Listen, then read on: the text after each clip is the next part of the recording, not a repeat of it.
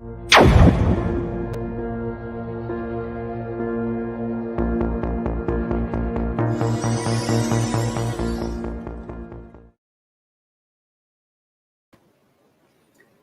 everyone, greetings from Asian Productivity Organization. Hope everyone is staying safe and healthy during this pandemic. This is live from the APO Secretariat office in Tokyo, Japan, and we welcome all our viewers from the APO member countries and beyond. I am Asaitambi Manikam, and thanks to our viewers for joining us on this APO Productivity Talk series. And today we will discuss about policies on digital adoption to increase productivity, which is part of the digital disruptions. So the digital capability of your business is fundamental to remain competitive in today's market. Digital technologies are rapidly changing and evolving, which is in turn increases competition and the need for companies to innovate quickly. The accelerating advancement of digital technologies provide a lot of opportunities for nations, both socially and economically. In 2020, the APO and University of Technology Sydney collaborated the research, which one of the objectives to conduct macro analysis of digital technology adoption and explore related policies and regulations that will maximize the benefits of all APO member countries. And today, we shall discuss the outcome and findings of that research program. And for that, I am honored to welcome our chief expert, Dr. Steve Burdon, from the University of Technology, Sydney, who led the research and completed successfully. How are you today, Dr. Steve? I'm very well in sunny Australia, and thank you for your welcome, and a warm welcome to everyone in Asia from Australia. Thank you. Could I just make comments before we get to my presentation? Yes, let me just explain the audience just a minute. Before we get into the further detailed discussion on the topic, we would like to encourage our viewers to send your questions and comments in the chat box with your name and country, and we would respond to your questions during Q&A session. Steve, now the floor is yours. Thank you very much. Asai, as you said, I was asked to develop a presentation on my research topic, the best government policies for all APO members to maximize economic growth, productivity, and social services from digital technologies, and in particular, to emphasize productivity impacts in this presentation. For us in Australia, the phrase digital disruption refers to digital technology's ability to generate competitive advantage for business. And this, of course, is an indirect link to productivity. But I've labeled my topic policies on digital adoption to increase productivity, because it covers, I believe, a much broader and ongoing area that we explored in our research, which I hope you will find interesting and useful.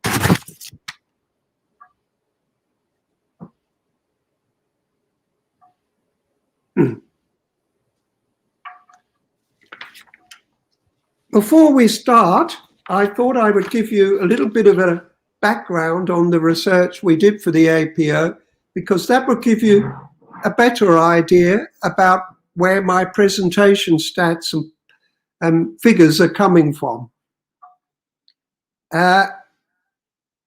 Asai told me that probably it will be available around February next year. It is what we call a World Hunger Project, because finding information that will help all 21 countries when each one has a different answer is quite a hard task. We took to it by undertaking a quantitative and qualitative research on all the 21 countries. And in particular, we were able to get some 320 responses to our questionnaire, which was terrific. As the academics amongst you would know, we really need 200 to make our results credible. What we wanted to do was to find which technologies had the biggest impact on productivity. Identify market sectors that, if concentrated on by government policy, would have the largest impact.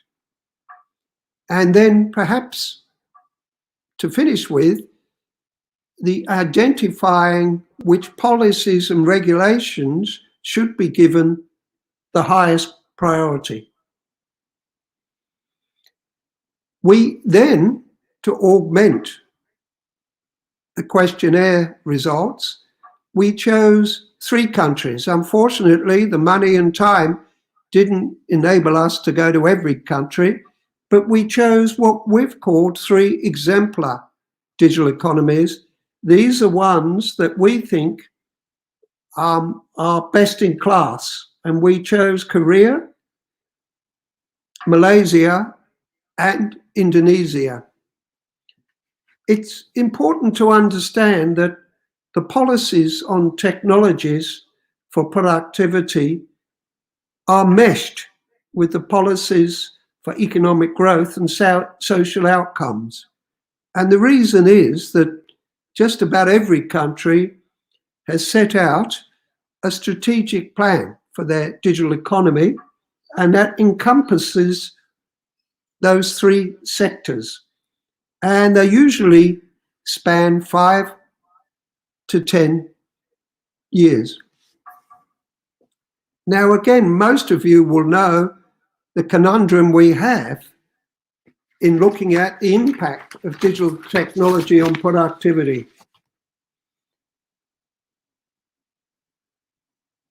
A direct link between ICT and productivity is not easy to establish and is not consistent between countries. It is thought that productivity has a major impact on economic growth.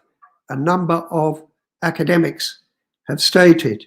And we also looked at some 100 academic papers, and we also looked at consultants' presentations, institutions like the OECD, to build up a knowledge base before we constructed our questionnaire. Broadband has a major impact on productivity in a number of academic studies of Asia, particularly when skilled citizens are available. From our own research, we were able to calculate across all APO members that from the stats that are available, digital technology has a 9.3% contribution to economic growth, and for our exemplar countries, 13.4. So straight away, our research has indicated that those that put extra effort on creating a digital economy will see bigger benefits, significant benefits. We also found that skills development and process redesign have a major impact on digital technologies' effect on productivity. Now, those that like complex slides, maybe the engineers, will see this is very complex, so I'll try and walk you through it. You can see over here is a bubble saying digital economy rankings. And even though technology's impact on productivity follows quite closely GDP, PPP, there are a number of global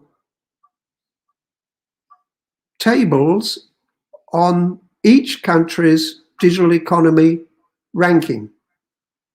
And you can see here, very slowly there, that each country of the APO countries that are down here has a ranking number. So that means Singapore has a ranking on the stats we use from Fletcher Business School, which we think is the best economic ranking statistical tables, has #1 in the world. And going down, you can see all the way to the bottom to Cambodia, that is number 84 out of 90. Now, because each country is different, to get some results that could help each country with improving their outcome for productivity, we divided the countries into 4 groups. Group 1, the most advanced, Group 2, and Group 3, and Group 4. And what we've done this on the basis of the answers from those countries and trying to create a group where there were similar results and splitting them up into those 4 groups. So we could give advice that could or should be quite useful to each of those countries. Now, over here is another series of measures which we've called the digital economy momentum. And these, I think, are extremely useful for each country. Why? Because it gives a ranking across global ranking for countries based on how fast their digital economy has progressed in the last 5 years. And that, of course, is very important in this fast-changing world to see whether countries are keeping up or they're dropping down in their rankings because of these stats. And the first thing you can see is that all the colors are mixed, because the digital economy ranking today isn't necessarily reflective of how fast individual countries are moving. And interestingly, Asian countries are moving faster than some of the EU and USA countries, quite on average, that is.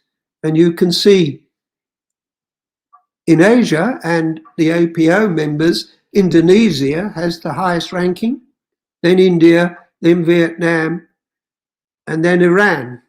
And so these countries are moving fast, and obviously as you get more advanced, it's harder to keep that momentum going. Now, you won't be able to see, but there's a little asterisks, and these are the exemplar countries, and they were decided on a mixture of who had the best digital economic momentum score and digital economy ranking. Now, I mentioned at the beginning that we looked at market sectors.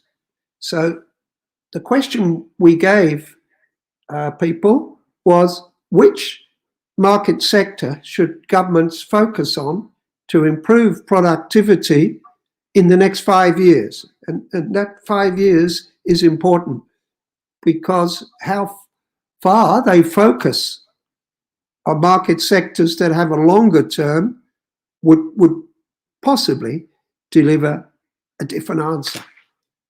So if I go across the top here, you can see G1, that's the most advanced group, with scores of, if I can read there, over 71, G2 between 51 and 70, G3 between 41 and 50, and below 40 for G4. Now, we asked them to compare 9 market sectors after we did a number of research, which I'll go into maybe in Q&A if you're interested, how we chose these 9 market sectors. Unusual for these comparisons, there was a very strong commonality about which market sector would deliver the biggest impact on productivity. And it's retail. So across developed and developing and emerging economies, these people we surveyed said retail was the best to focus on from a government policy point of view for productivity. Number 2 was agriculture. And surprising to me, the third one was education. And I'm hoping someone in the Q&A can give us why they think that is the case. Now you'll see in those other market sectors that manufacturing pops up, and that is given a high priority by countries where manufacturing is an important part of their economy.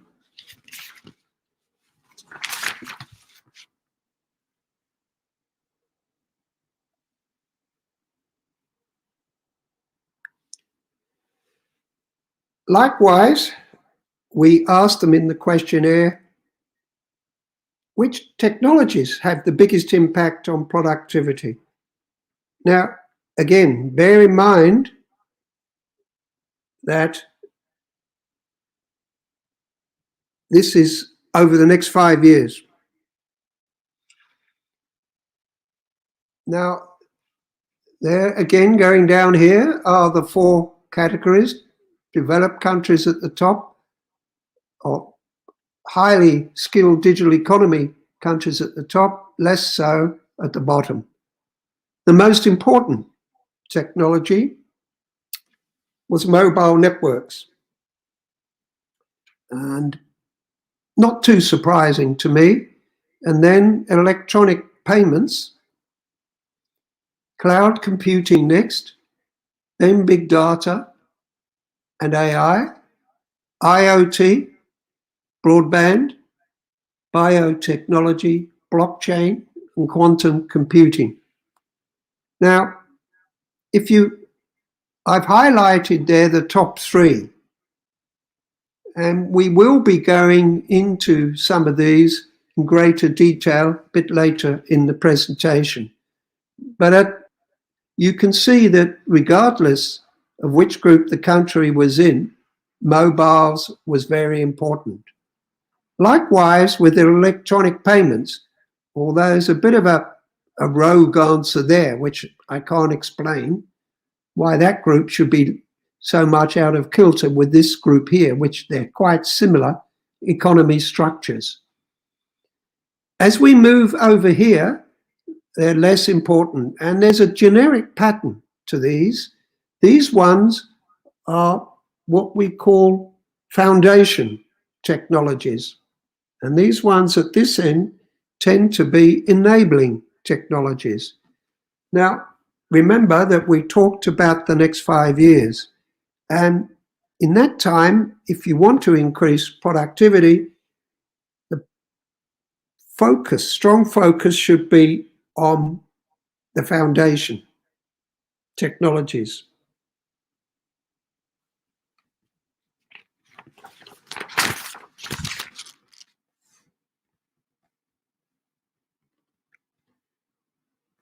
Now, this slide covers what government policies and regulations should have the highest impact to improve productivity in their strategic plan. Now, as in the other slides, this is the various groups and the ranking of importance they gave out of 10. So each country was asked to give 1, 2, 3, 4, which was relatively the most important. Now, R&D, as you can see, came in the top 3 of each group. Now, this is where disruptive technology plays a part too, because you remember, if a competitive advantage of a company can be increased, particularly in terms of product development and cost reduction, then obviously that's a fairly important input into R&D and also competition. Ease of new business came up quite strongly, and that has a number of inputs into R&D and other issues too. Skills is also a very important topic, generic topic, and at the research stage in our questionnaire, we wanted to test the differences between universities and schools in relative importance. And you can see there was quite a change in focus between the groups. Universities, the least developed digital economies, put universities number 1, whereas the most advanced, number 7. Why the difference? We think it's possibly because the more advanced economies have good skills from university already, and other issues are more important to them. Telecoms, and very important to people here. Less important here, again, don't understand this rating. Tech industries, interestingly here, thought more focus than the developed countries. Why? Well, possibly, I'd be interested in your views, but possibly because they already have a lot. And as we move down here, these are least important, but they're quite different scores, relative scores between the groups, which again emphasizes that each country must decide for itself which of these issues are the most important. However, there is a commonality on the top 3 or 4, less so as you move to some of the technologies.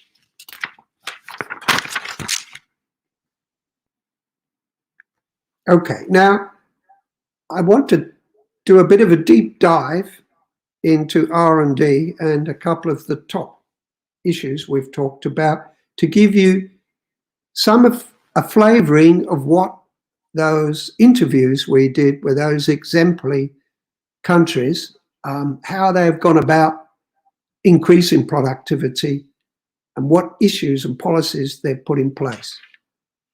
Just to give you some idea, I've compared group 1, the most advanced, with the least group and their relative importance out of 9 or 10 of this issue. And you can see that economic impact, which we haven't concentrated on in this presentation, or social services, but I've put up there for general information, we're focusing on this issue here. All very, very important, which means for governments, if they concentrate on R&D, they're going to get positive impacts across all 3, not just productivity. Okay, so what did some of these people mention about what was important to them from a policy point of view? Startups, making startups effective and focusing on the issues that are important technologically speaking. Venture capital is important, as is ease of starting a business. Innovation and ecosystem hubs are very important. Everyone looks at Silicon Valley and MIT University and try to mirror that. Interestingly, I don't know how many of you are aware of Malaysia's Cyber City. When I worked for British Telecom some 20 years ago, we set up an innovation office and R&D centre in Cyber City in that hub. And I'm pleased to say that 20 years later, next year KPMG forecast it will be in the top 10 innovation hubs in the world. I find that an astounding achievement for an emerging economy. Role of competition is very important, and how you set the competitive strategy up to optimize productivity is an important issue. Again, what came up virtually in all our interviews was the need to help SMEs digitize. And I haven't got time to go through some of the ways those countries did that, but they thought it would have a big impact. And if we go back to the industry sectors that could benefit the most, retail and agriculture, you can see why that focus on SMEs makes a lot of sense for improved productivity. Now, skills is a very important issue, and you remember early on in our questionnaire, we split up the issue of schools, technical, and university. On this slide, I brought them all together in a generic skills concept, which obviously collectively is very important. And again, you can see the variation between the developing and developed digital economies. The developing digital economies, much higher importance, particularly of schools, compared with group one, where it's at one end, complete opposite. Technical, the same. Universities, a little bit closer, but very different. Interestingly, the developed countries' productivity scores are slightly different from economic impact and social services. For schools, it's quite interesting that many countries, not always the most developed,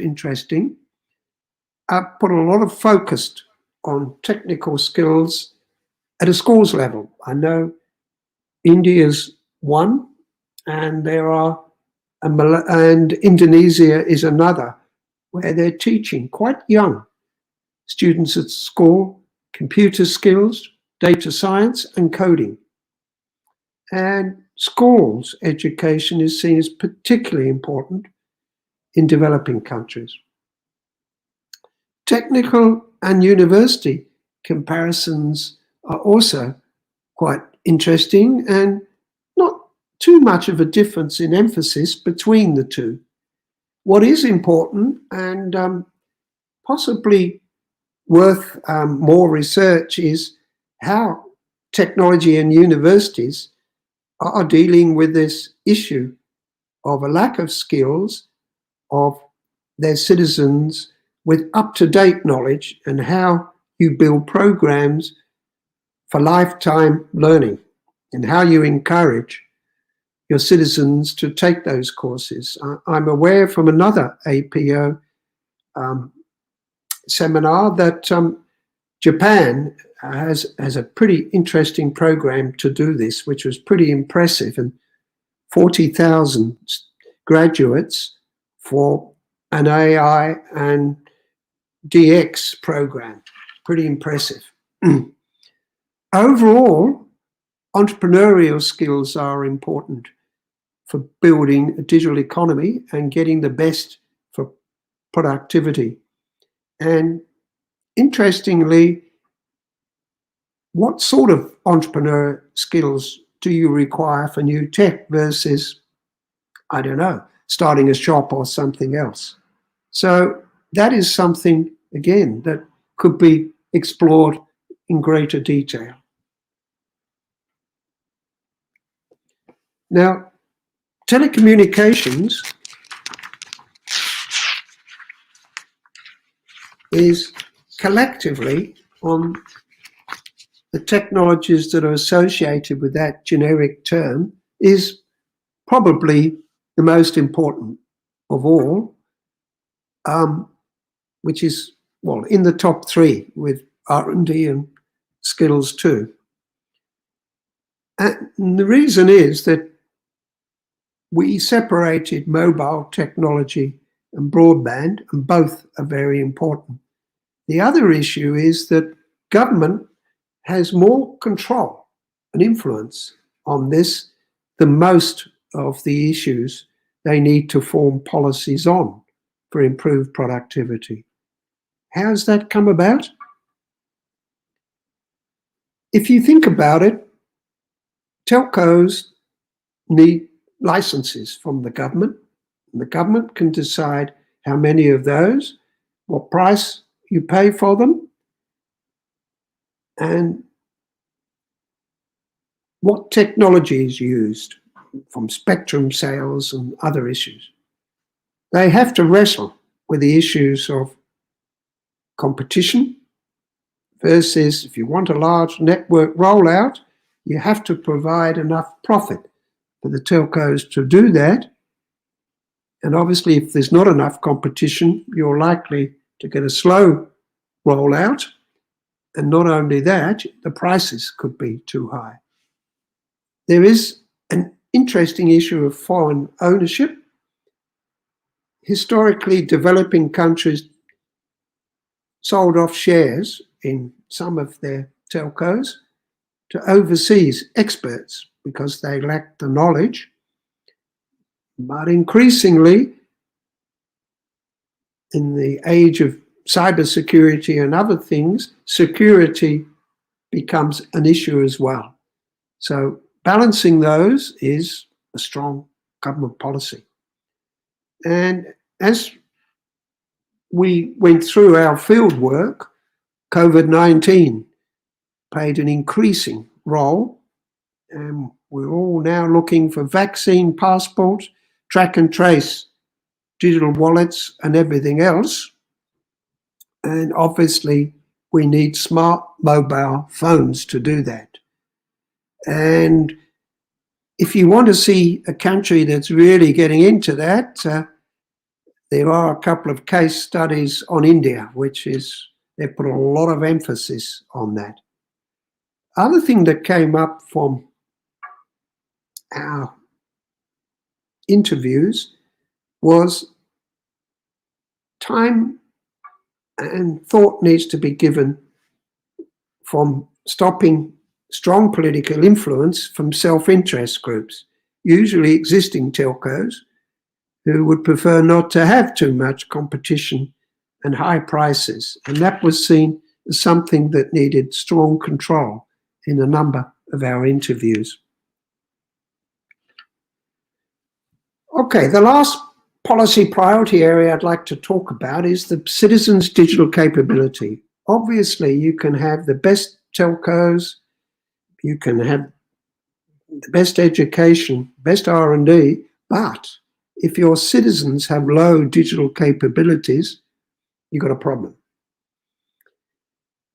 Impact factors, age is very strong. So if you have a young average age population, you've got much more chance of having skilled digital capabilities.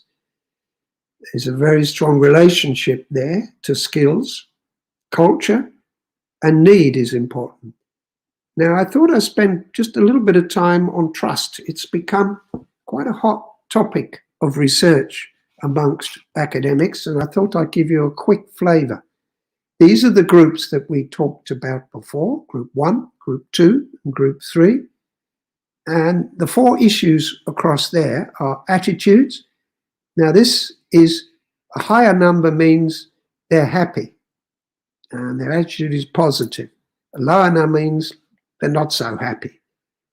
Now, the trust here is the trust that they're going to get what they ordered online, and they trust that the provider is trustworthy, will deliver the goods and the services, and will not take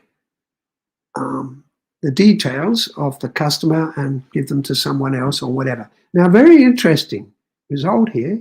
You can see these red circles around the ones that are quite different. The developing digital economies gave a high score. They're happy with that, whereas the more advanced ones were less happy. Something for the leaders to think about. Behaviour. Of these citizens, are they happy making digital payments and so on?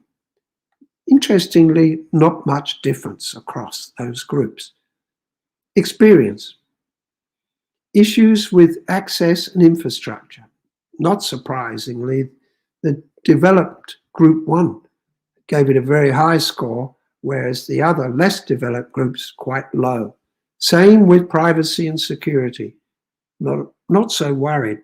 by the advanced digital economy, but more worried from the developing countries. So I think part of what needs to be addressed, if you want to get the productivity out of all these new technologies, spending more time on these could be very beneficial. This is my last slide. Concluding comments.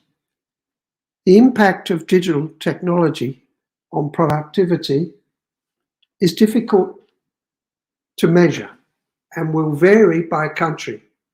However, there is growing evidence that countries that are accelerating their digital economy and are aware of the interconnection of issues dealt with by exemplar countries will benefit their citizens the most.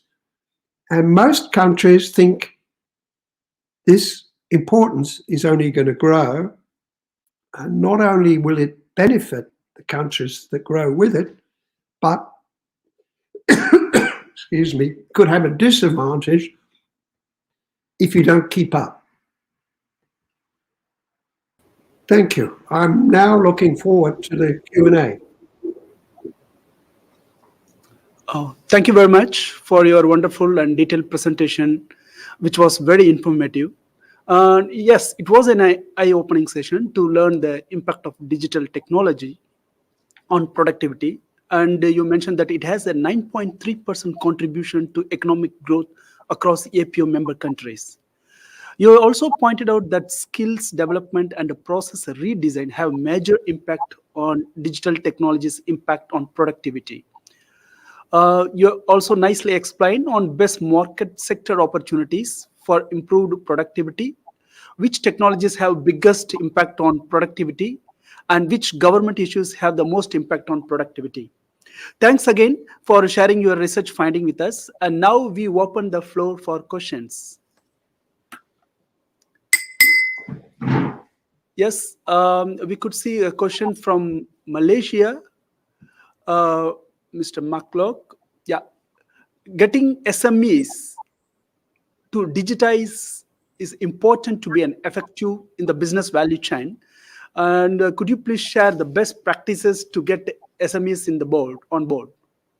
Yes, we've only had a few comments on this because it wasn't part of our survey questions, but we did find that giving grants, matching grants, to people that digitized, or extra depreciation for those countries where taxation is a big issue.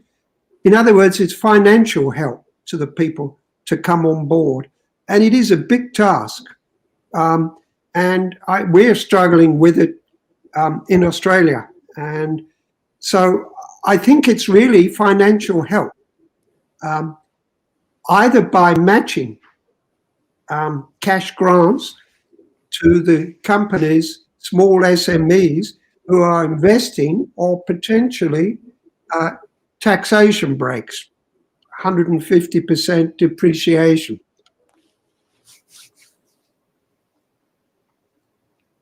Thank you, Steve. Thanks for your explanation on that question.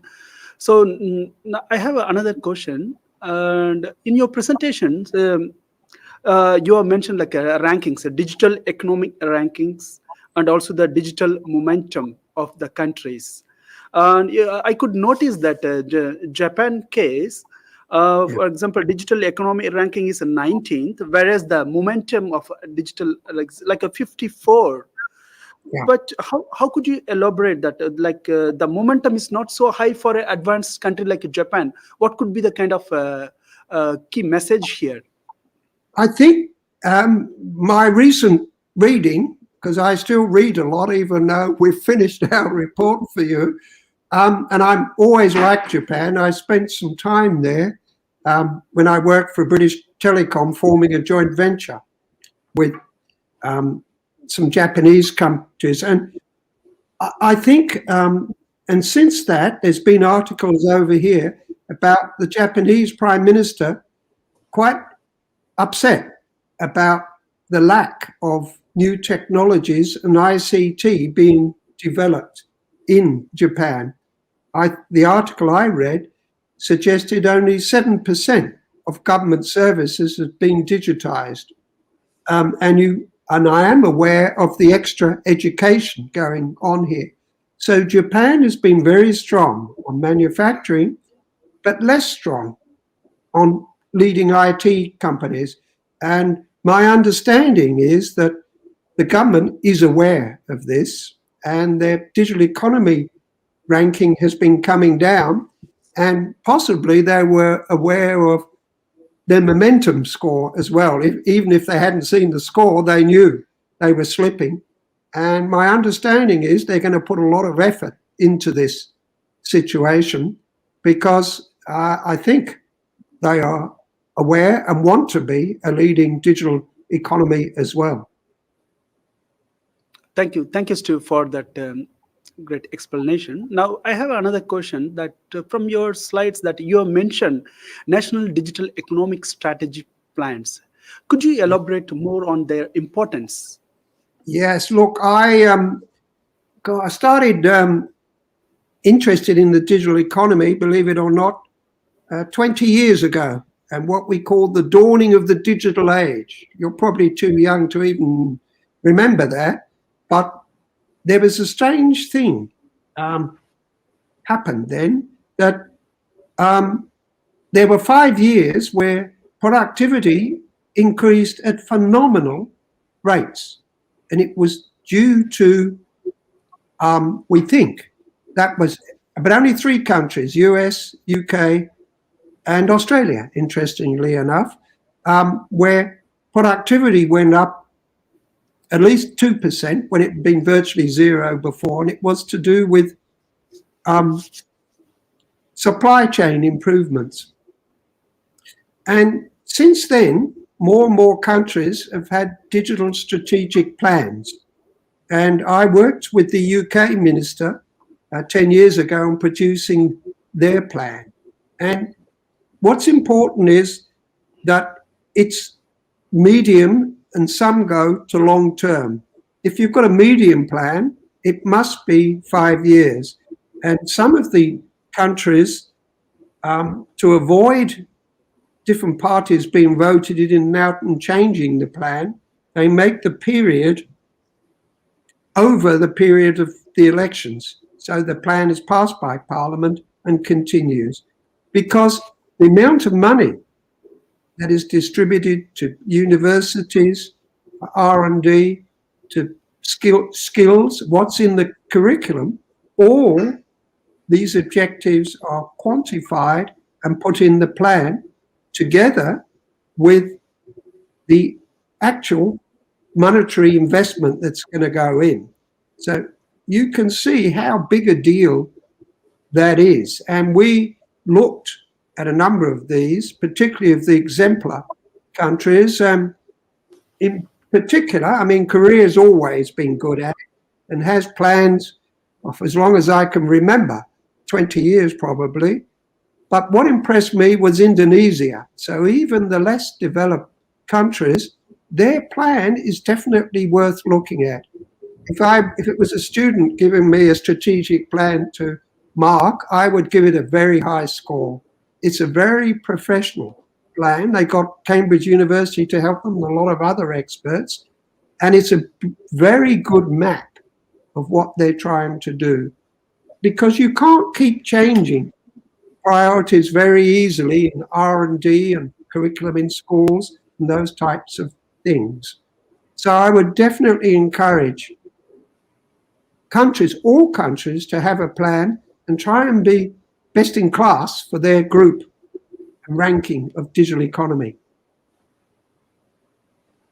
Thank you, Stu. Well noted that the country should have a master plan, something like that, so that they can understand easily where they belong.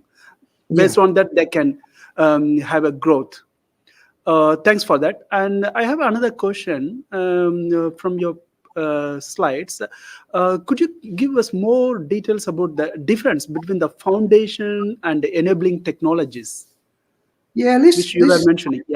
Yeah, look, it's a very interesting one, this, and I suppose I should have sort of forecast that that would be it. But I think what surprised me was even the developed countries put a lot less emphasis on these sort of enabling emerging technologies.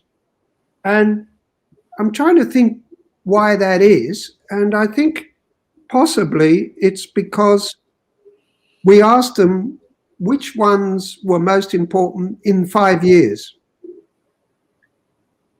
And therefore, the technologies, the foundation technologies are going to deliver the biggest bang for the buck, if you like, of the resources they put in to those. But however, if the more ambitious countries like Korea, for example, one of our exemplary countries, and moving very rapidly, they've probably got their eyes fixed on staying in front of everyone from the point of view of new technologies. So they probably have a slightly different view for their plan. I can't actually remember their plan in detail for 5 years and 10 years. So, and then they would switch a little bit more into away from the foundations, if you like. But look, it's very, very interesting. And obviously for the developing countries, it makes a lot of sense. Japan, there is. Yeah. Thank you. Thanks for that explanation. I have another question from Japan regarding like what Japan should do in your view to improve the dominance in digital era. Well, we sort of spent a little bit of time on that when you asked me a question earlier, and I'm sure Japan is definitely, from what I've read recently, is definitely focusing on this.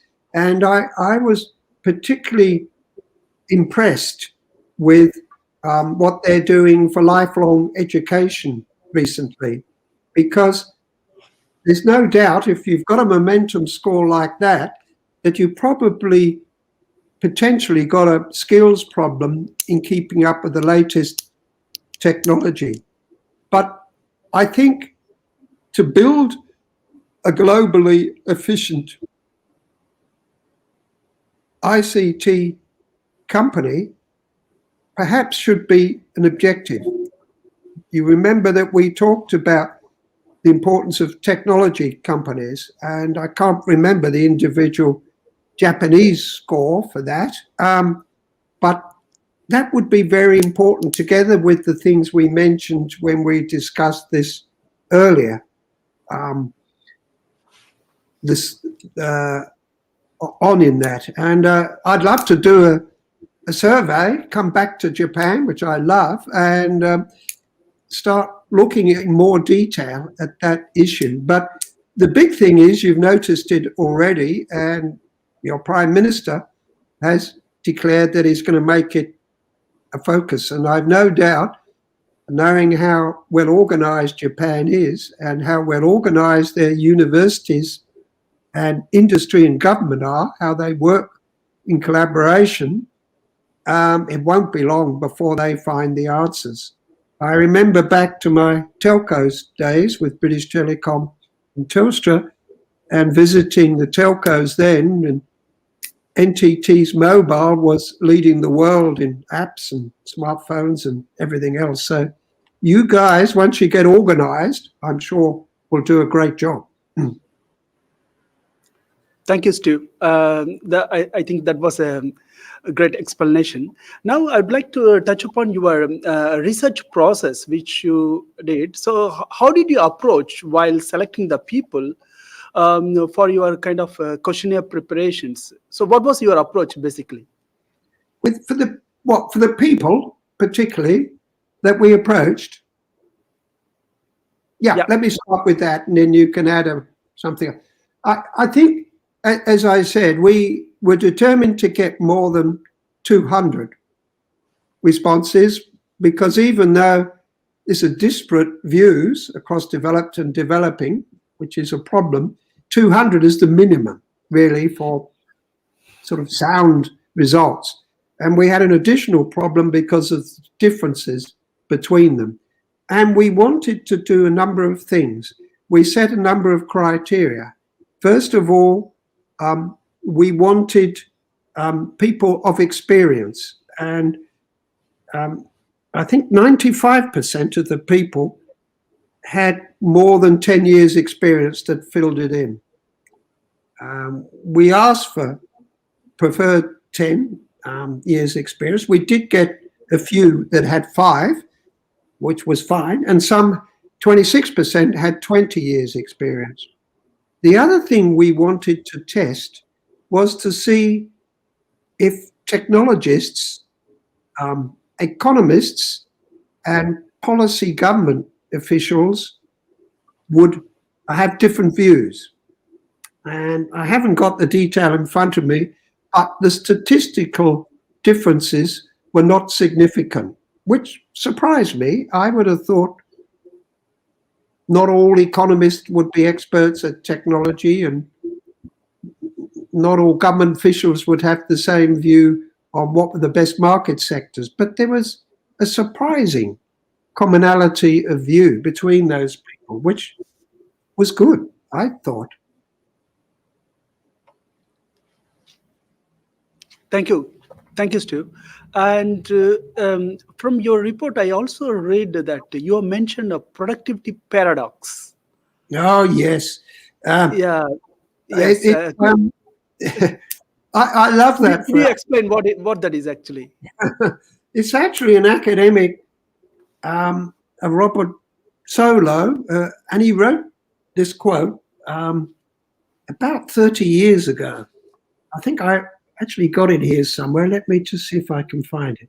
You can see the computer age everywhere, but in the productivity statistics. We're still 30 years after that, still struggling a bit to get that correlation. Some countries it's 0, some it's a lot. And we don't really understand that. And I don't know, it's a challenge for every economist. I went to a seminar of economists, and as you know, I'm an engineer, so I was a bit out of my depth with 200 economists. I was invited by Australian government chief economists to go and sit in, and they were trying to find out why Australian productivity was very low to 0, and what impact could technology have and why it hadn't changed. And after 2 days of discussion, they weren't really sure whether we were measuring productivity incorrectly, or alternatively, whether productivity, that goods and services were improving quality and therefore not being measured, or whether other factors associated with the adoption of technology was causing a negative impact, like employees spending a lot of time on Facebook, not looking at their job, but on personal things or doing e-banking or whatever. But we don't know. I would love someone who's joining us here this afternoon to have a comment, because it would certainly help me. Thank you. I have another question.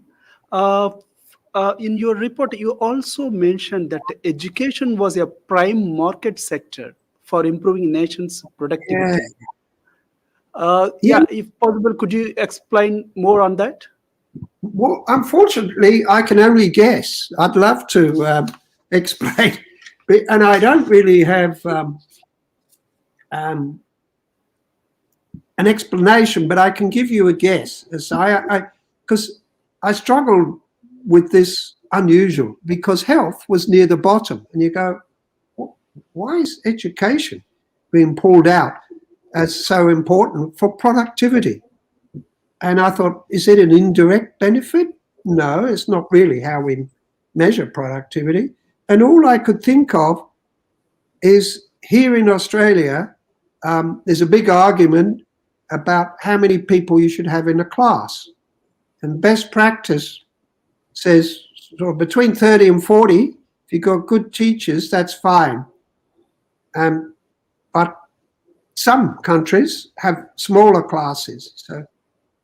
And if you look at universities, when I started teaching 30 years ago, we were not allowed MBA students to have more than 25 in a class for good outcomes.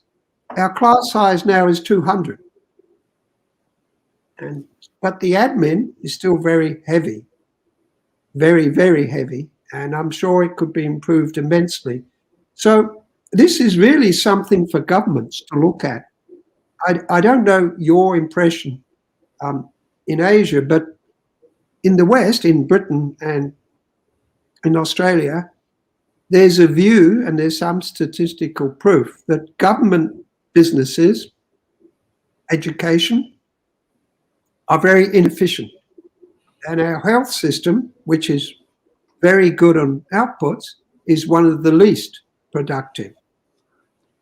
So maybe we should be looking at strategies for government to put more pressure via perhaps board governance on their businesses they run to get better productivity.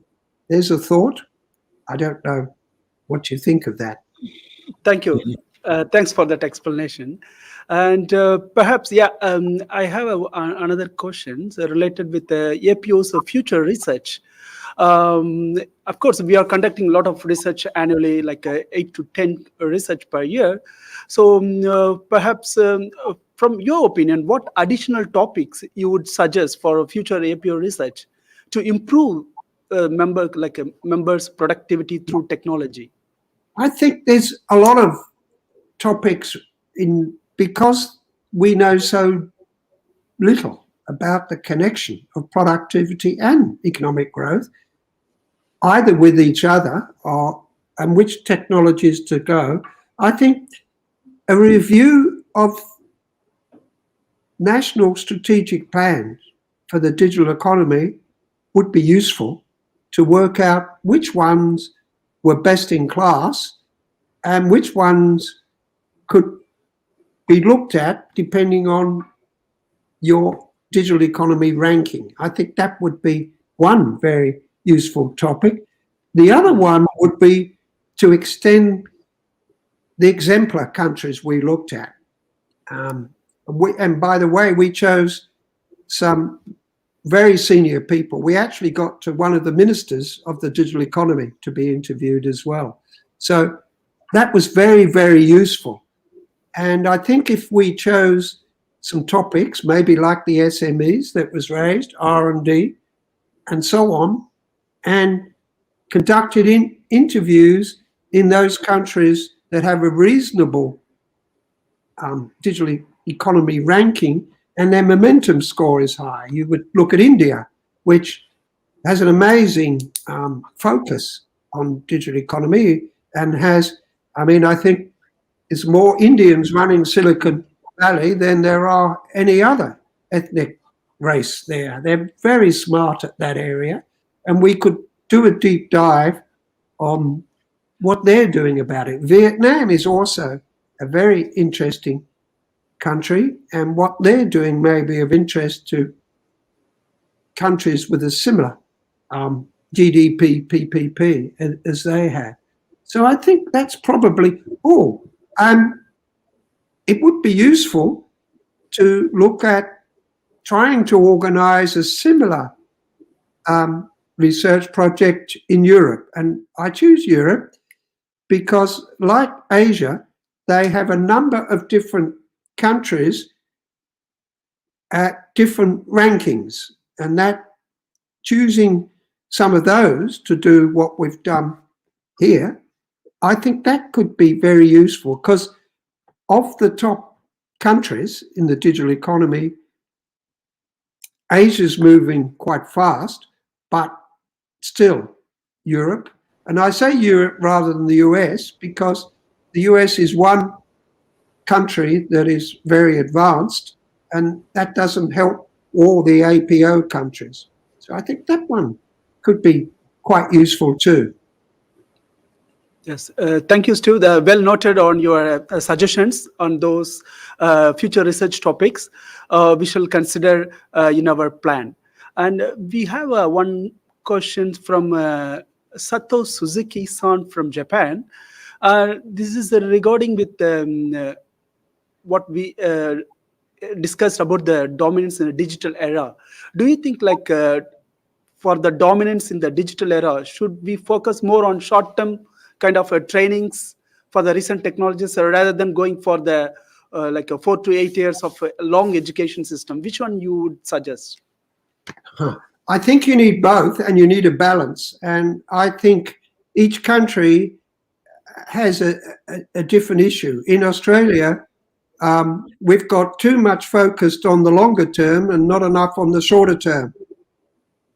Research that is applicable and can help the community today with rather than long term. Academics in Australia love doing blue sky research, if you want to call it that, rather than research that can help today. I don't know about Japanese universities, but possibly it would be the same. But you have a big advantage over Western countries, particularly Australia, in as much the interaction between your universities, businesses and government is very good. I know when I worked for British Telecom, the heads of the telcos I spoke to had all been through the government.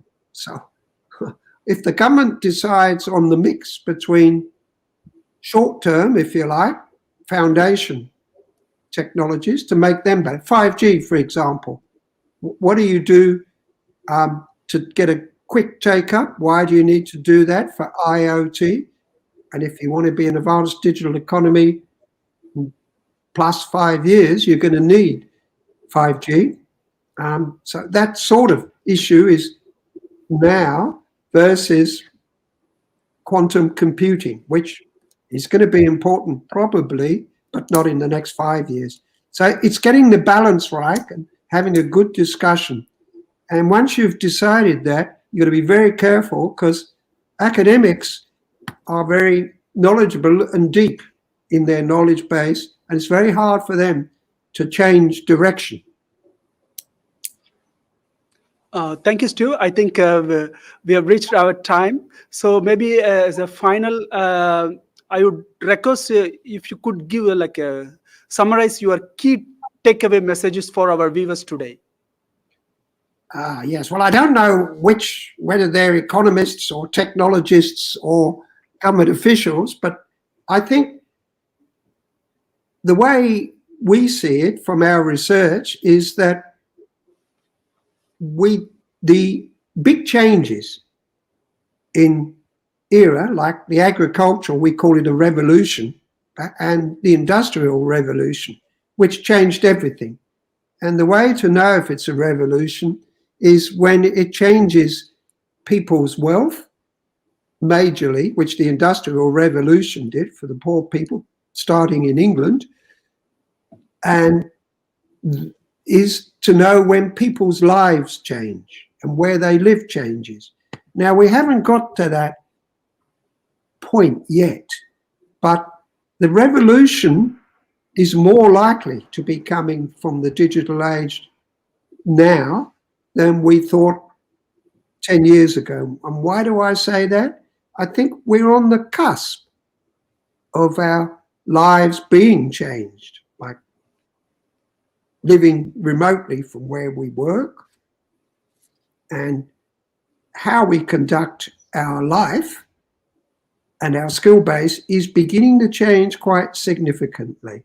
We don't know for certain, but if we don't take a bet of putting more resources in building an appropriate digital economy, then I think that's worse than putting the money somewhere else. One of our most senior people we interviewed, when we asked him this question, answered it by saying, well, I think improving our digital economy as important as improving our health and education.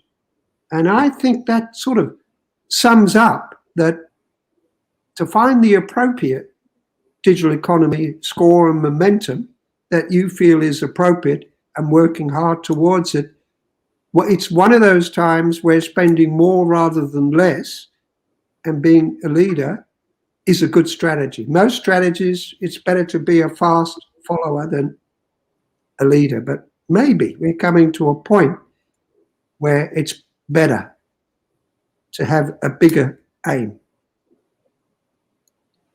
Thank you, Steve. Thank you for that key takeaway messages for our viewers. And thanks a lot, Dr. Steve, for your valuable insights. And I believe all our viewers found your information, research findings useful. In the interest of time, we are unable to take further questions. So I'd request all our viewers to post your questions in the comment sections, and perhaps we should be able to respond through our help of Dr. Steve. Yes, APO Productivity Talk will be held every Tuesday and Thursday, featuring world-leading experts. So please subscribe this APO channel and stay tuned. Goodbye. Lovely. Thank you all very much. Bye.